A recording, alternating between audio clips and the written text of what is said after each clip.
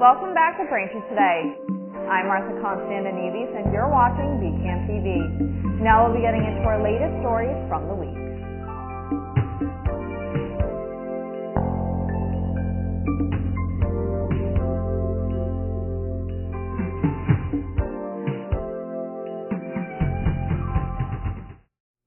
Welcome back to Braintree Today. I'm Martha Konstandinidis and you're watching BCAM TV.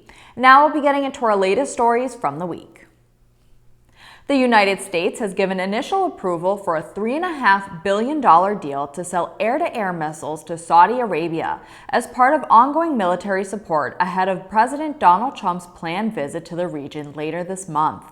The sale involves advanced missiles intended for Saudi Arabia's F-15 fighter jets, the world's second-largest fleet after the U.S. Air Force. According to the U.S. Defense Security Cooperation Agency, this agreement will enhance American national security objectives by bolstering the defense capabilities of a strategic ally that promotes stability in the Gulf. The proposal now heads to Congress, where lawmakers will review and weigh in on the sale. President Donald Trump unveiled a new budget proposal on Friday, calling for significant cuts in health, education, and clean energy programs, while boosting military spending. The proposal seeks a 23% reduction, totaling $163 billion in discretionary funding, including cuts of $18 billion from the National Institutes of Health, $4 billion from home energy assistance, and $3.6 billion from the CDC. Conversely, it increases defense spending by 13%, adding $113.3 billion for the Defense Department and $43.8 billion for Homeland Security, alongside allocating $500 million for Health and Human Services Secretary Robert F. Kennedy Jr.'s Make America Healthy Again initiative. Though presidential budgets rarely become law as initially presented, Trump's plan highlights his administration's priorities ahead of upcoming federal funding negotiations before the September 30th deadline. Republicans, including House Speaker Mike Johnson, praised the proposal as a bold blueprint, while Democrats sharply criticized it, with Senate Minority Leader Chuck Schumer calling it an all-out assault on hardworking Americans. This year's flu season is proving unusually deadly for U.S. children, with 216 pediatric deaths reported so far, the highest since the 2009-2010 swine flu pandemic, according to a recent CDC report. Health officials caution that the true number is likely higher and may rise further once final data is compiled. Experts, including Dr. Sean O'Leary from the American Academy of Pediatrics, attribute the severity partially to a significant drop in vaccination rates among children, from about 64% 5 years ago to just 49% this season. Overall, the CDC describes this flu season as highly severe, estimating at least 47 million illnesses, 610,000 hospitalizations, and 26,000 deaths nationwide. Fortunately, flu activity has been decreasing since February. UPS announced last week that it will cut approximately 20,000 jobs and close 73 leased and owned facilities by the end of June as it sharply reduces the volume of Amazon shipments it handles, part of a new agreement to lower Amazon's share by more than 50% by mid-2026. CEO Carol Tomé said the network reconfiguration and cost reductions could not be timelier, adding that although Amazon is UPS's largest customer, its low margins prompted the reassessment. The company, which employs about 490,000 people, is still reviewing its network and may identify additional closures. UPS also reported first quarter net income of $1.19 billion or $1.40 per share, raising to $1.49 per share on an adjusted basis, on revenue of $21.55 billion, both beating analyst estimates and maintaining its full-year outlook amid macroeconomic uncertainty. Skechers is going private in a $9 billion deal after being acquired by investment firm 3G Capital, the companies announced Monday. The buyout price of $63 per share marks a 30% premium over Skechers' recent stock value, pushing shares up by 25% at Monday's market opening. The footwear company, which posted a record $9 billion in revenue and net earnings of $640 million in 2024, draws 15% of its revenue from China, though the potential impact of ongoing tariffs imposed by President Trump was not addressed in the announcement. Skechers CEO Robert Greenberg and the existing management team will remain in place, with the company continuing operations from its Manhattan Beach, California headquarters. The acquisition is expected to close in the third quarter of this year. Thanks for watching Braintree Today. We'll be right back with more after the break.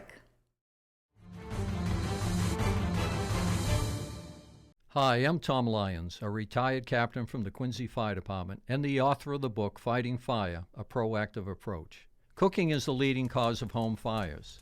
Unattended cooking is the leading cause of these fires and related deaths. Therefore, keep a close eye on your cooking. If you must leave the kitchen, bring a utensil with you as a reminder of your efforts. Set a timer for food taking longer to cook. Turn pot handles towards the back of the stove.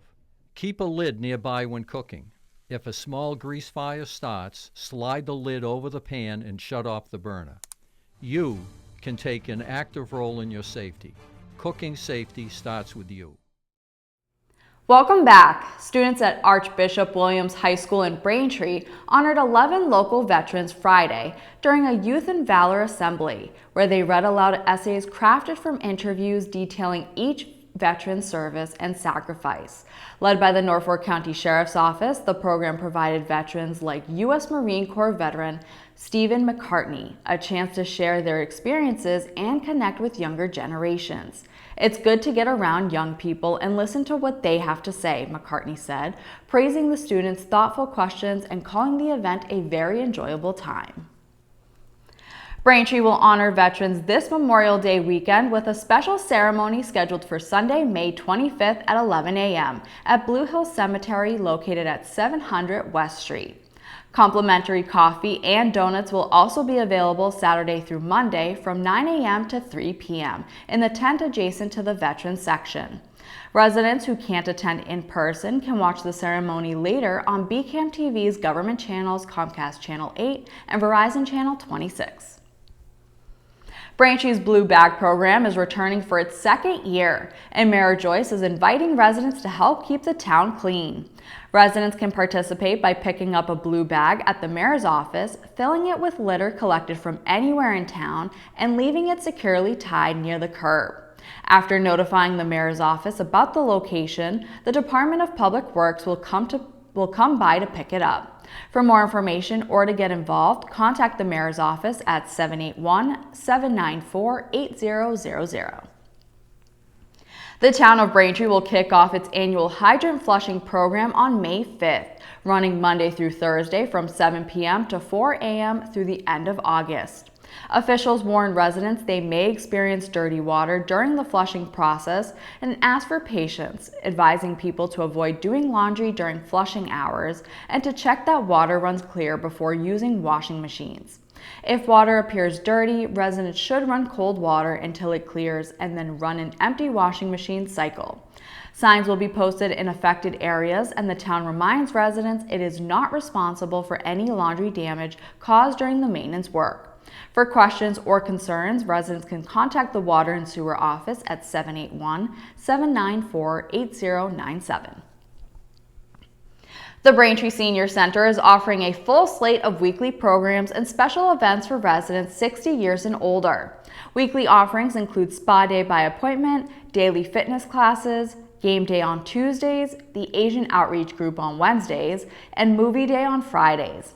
Special one-day events include a Mother's Day Queen Elizabeth II presentation on May 12th at 12:30 p.m., a reverse mortgage education workshop on May 14th at 1:30 p.m., and Learn to Play Pool on May 15th at 12:30 p.m. All programs take place at the Braintree Senior Center, and you can call them to sign up at 781-848-1963. If you're receiving or will receive a pension from Braintree, the Braintree Retirement Board will conduct a public hearing on Thursday, May 22nd at 4:15 p.m. at 74 Pond Street on the second floor. The board will discuss a cost of living adjustment for all eligible recipients of a Braintree Retirement System pension. You can join in person or remotely via the Zoom meeting. Visit braintreema.gov for more information. Thank you for watching Braintree Today on BCAM TV. We'll be right back with more stories in the area.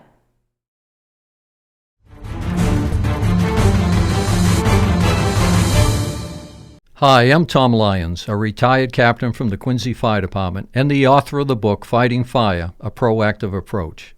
Home fire deaths have been cut in half since the early 70s when smoke detectors were first marketed. Having smoke detectors in your home can double your chances of survival in a fire. 60% of residential fire deaths occur in homes without smoke detectors. Thus, smoke detectors must be present on each level of habitation. Photoelectric smoke detectors are required within 20 feet of a kitchen, bath, or shower. They are required on the ceiling outside bedrooms no further than 10 feet away.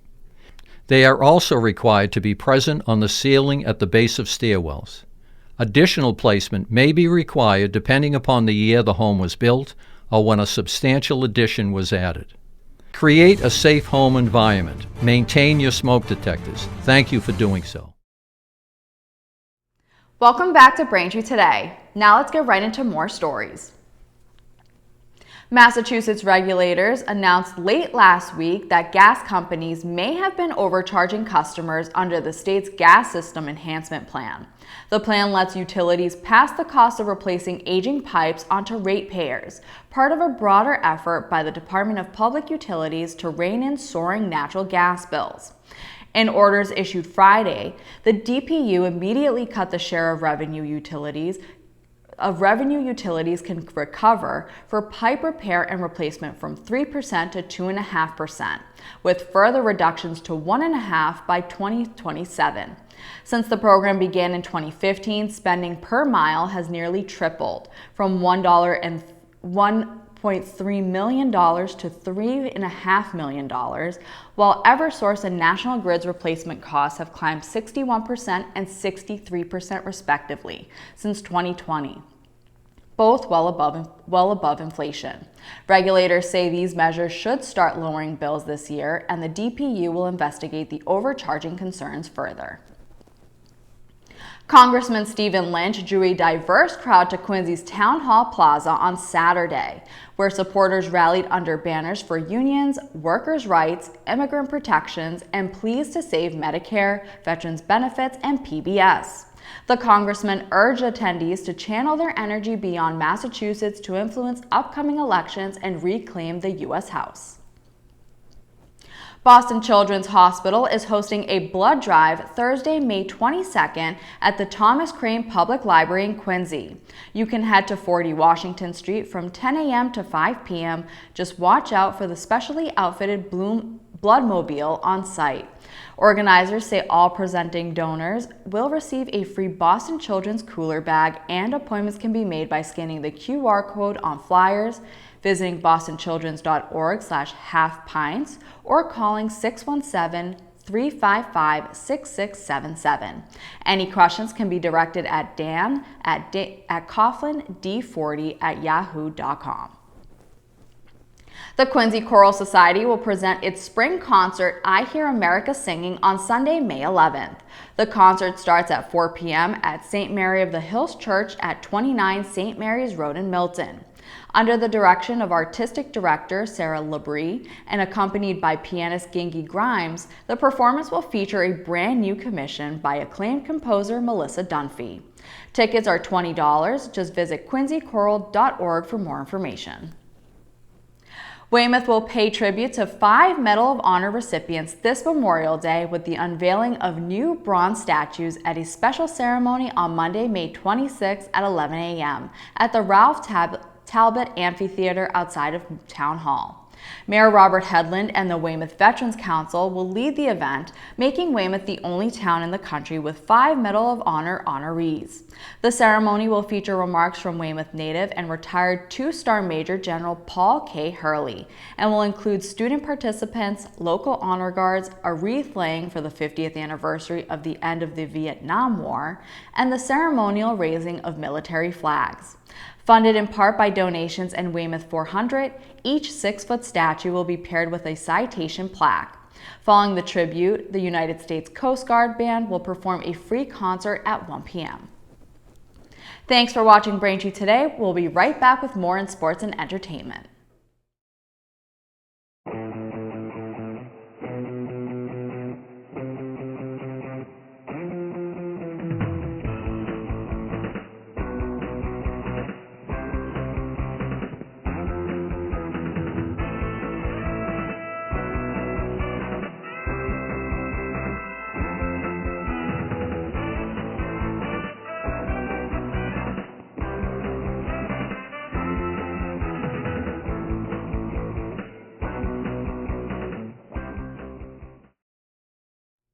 Welcome back to Braintree Today. Now here's Chris Curran with the latest on Braintree High sports.